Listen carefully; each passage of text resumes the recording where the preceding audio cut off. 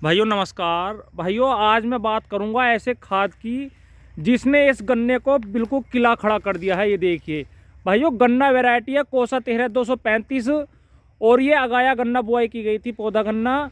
और इसमें भाइयों आधा खेत तो बहुत बढ़िया चला शुरू से ही, और ये जो है इधर को लगभग 2 बीघे भाइयों इतना बैठ सा गया था खेत और ऊपर को निचल लिया था, रोग भी आ गए थे इसमें।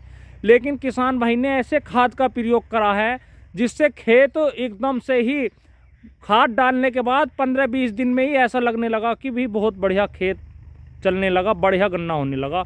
और अब आते आते भाइयों ये देख लो कितना बढ़िया शानदार हो गया, इतना तकड़ा हो गया कि एक बार बंधाई के बाद भी ये गन्ना गिर भी गया है। और ये देख लो आपके सामने है कितनी लंबाई है, ये छिला पड़ा है सब।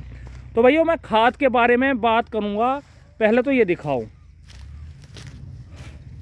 ये देखो एक एक मेड़े में कितने कितने गन्ने हैं। ये देखिए कोसा 13-235 और अंगोला भी लास्ट तक रहा है। तो इसमें भाइयों 11 का चार्ट के अनुसार लास्ट खाद गिरा था।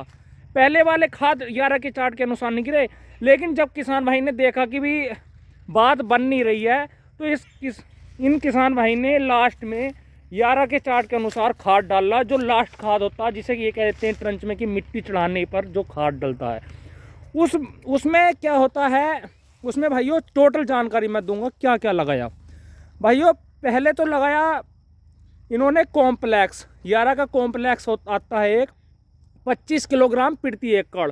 उसी के साथ दूसरा खाद लिया इन्होंने DAP 50 किलोग्राम का एक बैग। और भाइयों तीसरा लिया इन्होंने सल्फर, और चौथा लिया भाइयों इन्होंने कैल्शियम नाइट्रेट, जो कैल्शियम नाइट्रेट आता है इनका। और ये सब खाद लगाकर इसमें एक दवाई लगाई जिसका नाम है भाइयों रिजेंट और थायोमेथाक्साम। 2 दवाई ली इन्होंने और उसे लगाने के बाद भाइयों खूड डलवाया, बिखेरा नहीं, छिड़काव नहीं करवाया, खूड डलवाया। और उसके बाद भाइयों इस खेत ने ये कह दिया कि अब हट जाओ, अब तुम्हें आने की ज़रूरत नहीं है, अब हम आराम से चलते रहेंगे। और समय अनुसार पानी दिए किसान भाई ने और परिणाम आपके सामने है। ये देखो कितना शानदार खेत है। भाइयों खाद थोड़ा सा महंगा तो है 11 का, लेकिन इसके परिणाम भी भाइयों बहुत अच्छे हैं। गन्ने में वजन भी निकलता है और दूसरा गन्ने का रिजल्ट बहुत अच्छा आता है, पैदावार बढ़िया, कल्ले भी अच्छे फूटते हैं। अगर भाइयों एक चीज़ और बताऊं मैं, अगर वैरायटी अच्छी है, अगर तुम सही तरीके से मेहनत करोगे तो भाइयों अगर 11 का चार्ट शुरू से लास्ट तक फॉलो करोगे तो भाइयों उसमें एक चीज़ और देखने को मिलेगी, रोग और कीट का भी भाइयों कम लगते हैं उस गन्ने को, जिसमें अच्छा भाइयों एक चीज़ और है, अगर आप शुरू से ही पौधे को स्वस्थ करके चलोगे, उसमें अच्छी लागत लगाओगे और भाइयों उसमें पौधे में जान होगी तो स्वतः ही भाइयों उसमें कीट और रोग कम आते हैं। तो भाइयों इसमें 11 के चार्ट के अनुसार जो खासियत है, इसमें माइक्रोन्यूट्रेंट भी टोटल डाले जाते हैं।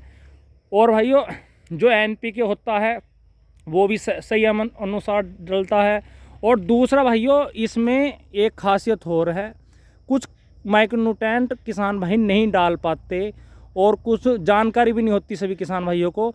तो इस चार्ट के अनुसार आप समय अनुसार डालते रहोगे ना खाद, किसी से पूछने की ज़रूरत नहीं है। चार्ट डाउनलोड करो गूगल पे से, उस पर सब जानकारी है कि बुआई पर ये लगाएं, बुआई से 25 दिन बाद ये लगाएं, बुआई से 45 दिन बाद ये लगाएं और लास्ट खाद ये लगाएं, सारी जानकारी है।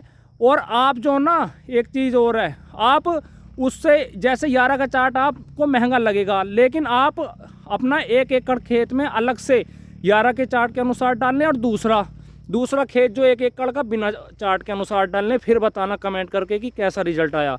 भाइयों किसान भाई लगातार दुकान पे से दवाइयाँ लाते रहेंगे और लागत का अनुमान नहीं लगाते कितनी लग गई।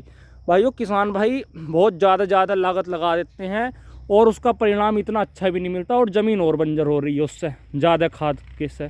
तो भाइयों आप मेरे तो यही कहना है कि भले से ही आप 11 का चार्ट फॉलो ना करें, लेकिन उसके अनुसार आप भाइयों माइक्रोन्यूट्रेंट जो होते हैं उन्हें तो ज़रूर ही लगाना चाहिए।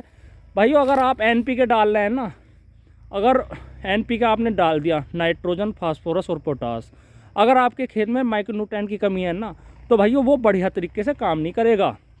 माइक्रोन्यूट्रेंट की पूर्ति करना बहुत ही ज़रूरी है। अगर आपको NPK का पूरा रिजल्ट लेना है। और भाइयों आपसे हम कहें कि बिना स्प्रे के हो जाएगा, भाइयों स्प्रे तो 1-2 आपको गन्ने का उसको देना पड़ेगा। कीटों की रोकथाम तो करनी पड़ेगी, जदी बात बनेगी गन्ने की अच्छी पैदावार लेनी है तो। और अर्ली वैरायटी बोओगे तो भाइयों उसमें तो बहुत ही ज़रूरी है स्प्रे करना समय अनुसार। तो भाइयों अगर आपने ये सब काम किए हैं और आपने ये नई वैरायटियाँ लगाई हैं तो ये भी बताएं कि यारा का चार्ट फॉलो किया तो आपको कैसे रिजल्ट मिले और आपको लागत कम लगी या ज़्यादा, ये भी बताएं यारा के चार्ट की।